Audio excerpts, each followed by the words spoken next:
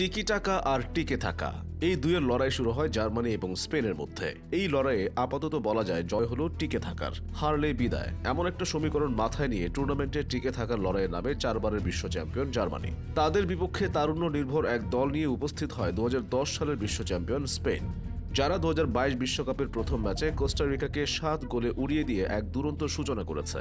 অপরদিকে অপেক্ষাকৃত দুর্বল জাপানের কাছে 2-1 গোলে হেরে বিশ্বকাপ যাত্রার অশুভ সূচনা করে জার্মানি। বিশ্বকাপে টিকে থাকতে হলে আজকের ম্যাচে অন্তত ড্র করতে হতো জার্মানির, কিন্তু ম্যাচের শুরু থেকেই স্পেন একদম ছাই দিয়ে চেপে ধরে জার্মানিকে। জার্মানিও কম যায়নি, হয়তো মরো নতুবা মারো, এমন সিচুয়েশনে স্পেনের প্রতিটা ইটের জবাব পাথর দিয়ে দিতে থাকে জার্মানি। গোলও পেয়ে যায়। ম্যাচের প্রথমার্ধেই রিয়াল মাদ্রিদ তারকা রুডিগারের হেডে বল জালে জড়ালে উল্লাসে ফেটে পড়ে জার্মান শিবির, কিন্তু সে আনন্দ মুহূর্তেই উড়িয়ে নিয়ে যায় এবার বিশ্বকাপের বেরসিক VAR অফসাইডের কারণে বাতিল হয়ে যায় সে গোল। দ্বিতীয়ার্ধে বদলি নামার 8 মিনিটের মাথায় জর্দি আলবার বাড়ানো বল জালে জড়ান আলভারো মোরাতা। স্পেন সমর্থকেরা তখন উল্লাসে বাতলেও বিদায়ের ঘণ্টা বেজে ওঠে জার্মান শিবিরে। 1938 সাল থেকে নিয়মিত বিশ্বকাপে অংশগ্রহণ করা দল জার্মানি 2018 সালের আগে কখনো গ্রুপ পর্ব থেকে বিদায় হয়নি। আর সেই জার্মানি কিনা লাগাতার 2 বিশ্বকাপে বাদ পড়বে গ্রুপ পর্ব থেকে।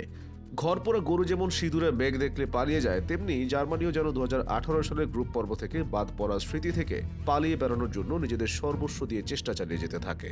অবশেষে ফলও আসে। মাত্র 2 ম্যাচের আন্তর্জাতিক ক্যারিয়ার, সেই অভিজ্ঞতা নিয়ে আজ স্পেনের বিপক্ষে দ্বিতীয়ার্ধে বদলি নেমেছিলেন নিকোলাস ফুলক্রুগ।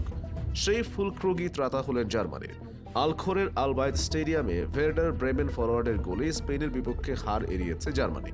এবারের বিশ্বকাপের প্রথম বড় ম্যাচটি ড্র হয়েছে 1-1 গোলে।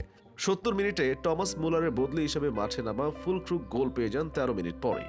লিরয় সানের পাশ থেকে জামাল মুসিয়ালার পা ঘুরে বল আসে ফুলক্রুগের কাছে।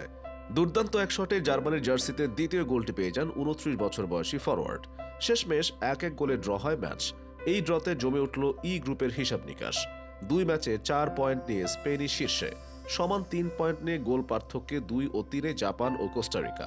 প্রথম পয়েন্ট পাওয়া জার্মানি তলানিতে থাকলেও সুযোগ আছে দ্বিতীয় রাউন্ডে ওঠার। গ্রুপের শেষ ম্যাচে জার্মানি কোস্টারিকাকে এবং স্পেন জাপানকে হারালে শেষ 16তে যাবে সাবেক 2 বিশ্ব চ্যাম্পিয়নই। কাগজে কলমে এখনো ভালো সম্ভাবনা রয়েছে 2014 সালে ব্রাজিলকে 7 গোলের লজ্জায় ডুবানো দল জার্মানির।